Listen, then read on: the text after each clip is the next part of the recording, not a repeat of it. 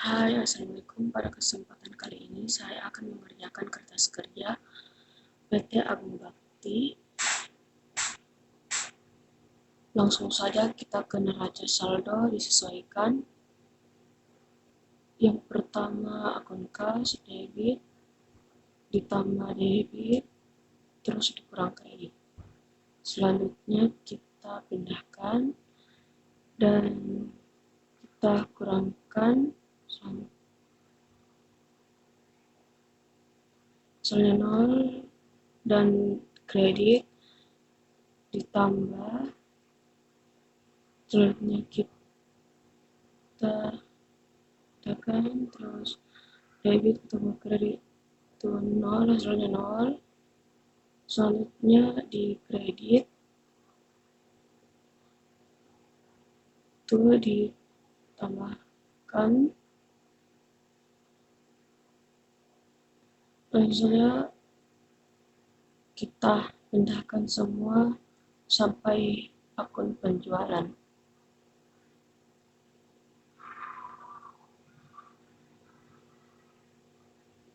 Di debit juga dipindahkan.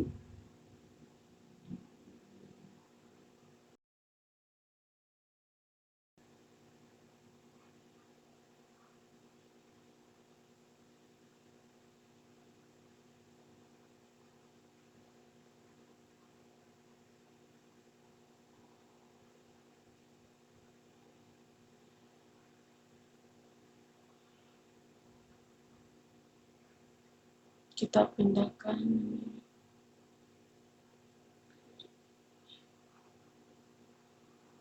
terus sudah itu kita jumlahkan.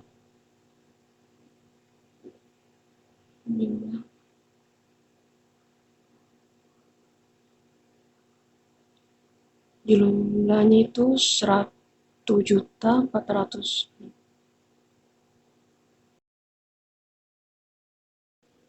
Langsung saja kita ke kolom laporan laba rugi. Pada kolom laporan laba rugi itu ada akun pendapatan dan beban. Pada pendapatan dan beban itu dari kolom neraca saldo disesuaikan, kita masukkan ke laporan laba rugi.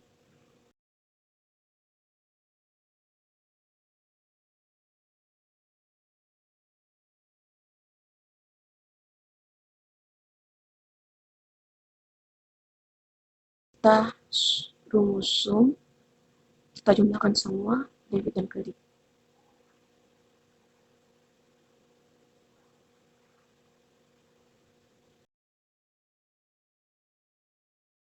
Dan selisih di antara debit dan kredit adalah 234.305. Kita tambahkan, jadi hasilnya 931.680.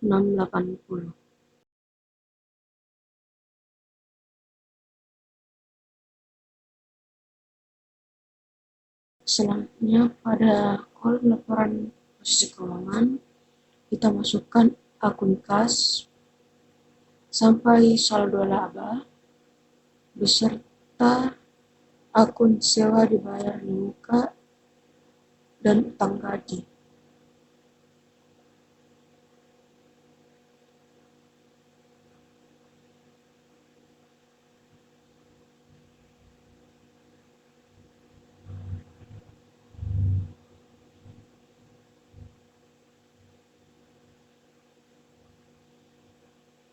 Setelah itu kita jumlahkan debit dan kredit dan kita hitung selisih debit dan kreditnya 234.305. Terus ditambahkan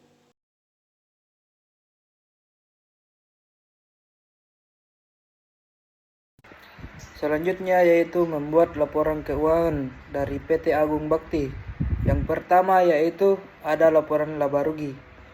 Langkah pertama, masukkan semua akun pendapatan dan akun penjualan. Dan untuk mendapatkan pendapatan kotor yaitu dihasilkan dari penjualan dikurangi beban pokok penjualan, penghasilan pendapatan kotor. Selanjutnya itu ada akun beban, yaitu dengan memasukkan semua akun beban dan menjumlahkannya. Dan untuk mendapatkan pendapatan operasi yaitu pendapatan kotor dikurangi dengan total beban penghasilan pendapatan operasi. Selanjutnya yaitu pendapatan lainnya, yaitu dengan memasukkan pendapatan bunga. Nah, untuk mendapatkan laba bersih yaitu dilakukan pendapatan operasi ditambah dengan pendapatan lainnya menghasilkan laba bersih yaitu sebesar 234.305.000. Yang kedua yaitu ada laporan perubahan ekuitas. Yang pertama yaitu memasukkan modal awal sebesar 165 juta. Selanjutnya masukkan laba neto yang dihasilkan dari laba bersih. Setelah memasukkannya, untuk menghasilkan modal akhir yaitu modal awal ditambah laba neto sama dengan modal akhir sebanyak 399.305.000. Selanjutnya itu laporan posisi keuangan. Bisa kita lihat yang sebelah kiri ini adalah ada aset di mana aset terdiri dari aset lancar dan aset tetap. Yang pertama ada aset lancar, yaitu berupa kas, piutang usaha, penyisihan piutang tertagih, persediaan barang dagang, sewa dibayar di muka, dan akumulasi penyusutan peralatan. Nah, yang kedua ada aset tetap, yaitu berupa peralatan. Setelah semua aset-aset telah dimasukkan, selanjutnya itu menjumlahkan total seluruh aset. Di sebelah kanan ada kewajiban ditambah ekuitas. Yang pertama ada kewajiban yaitu ada utang usaha dan utang gaji. Dua, ada ekuitas yaitu berupa saham. Yang terakhir ada modal akhir yang dihasilkan dari modal akhir dari laporan perubahan ekuitas. Setelah semua kewajiban dan ekuitas dimasukkan, langkah terakhir yaitu menjumlahkan seluruh kewajiban dan ekuitas sehingga dihasilkan sebesar 579.705.000, di mana total kewajiban ditambah ekuitas sama dengan hasil total aset yang berarti balance atau seimbang. Pada jurnal penutup kita akan menutup akun pendapatan dan akun beban. Jadi nilai akun pada jurnal penutup diambil dari kertas kerja. Jurnal penutup pada pendapatan yaitu sebesar 931.680 dan ikhtisar laba ruginya yaitu 97.375.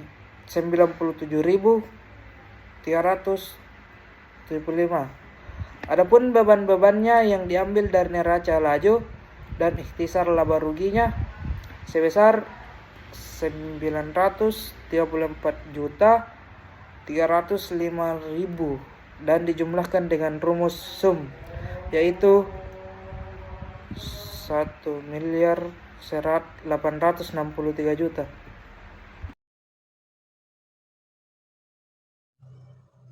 Baik, di sini saya akan melanjutkan penjelasan setelah jurnal penutup, yaitu neraca saldo setelah penutupan. Akun yang pertama yaitu kas sebesar 13.080.000 di debit, diambil dari laporan keuangan pada bagian aktiva lancar. Selanjutnya, akun piutang usaha sebesar 120 juta di debit, diambil dari laporan keuangan. Penyisihan piutang tak tertagih sebesar 14.700 di kredit. Selanjutnya, persediaan barang dagang sebesar 162 juta di debit. Sewa dibayar di muka sebesar 16.200.000 di debit. Selanjutnya, akun peralatan sebesar 375 juta di debit diambil dari laporan keuangan pada bagian aktiva tetap. Setelah itu, akumulasi penyusutan peralatan sebesar 91.875 di kredit. Utang usaha sebesar 32.400 di kredit. Diambil pada laporan keuangan pada bagian liabilitas. Selanjutnya, utang gaji sebesar 16 juta di kredit. Saham sebesar 132 juta di kredit. Diambil pada bagian ekuitas laporan keuangan. Selanjutnya yaitu saldo laba sebesar 399.305. Setelah itu ditotalkan semua pada bagian debit dan kredit. Pada bagian debit sebesar 686.280. Pada bagian kredit sebesar 686.280. Kedua posisi balance atau seimbang. Setelah itu kita lanjut pada bagian jurnal pembalik. PT Agung Bakti. Pada bagian jurnal pembalik pada tanggal 1 Januari jurnalnya adalah piutang bunga sebesar 1.680 di debit. Pada pendapatan bunga wesel tagih sebesar 1.680 di kredit. Selanjutnya utang gaji sebesar 16 juta di debit dan beban gaji sebesar 16 juta di kredit. Jadi total pada bagian debit yaitu 17.680 dan pada bagian kredit sebesar 17.680. Jadi total debit dan kredit sama atau balance.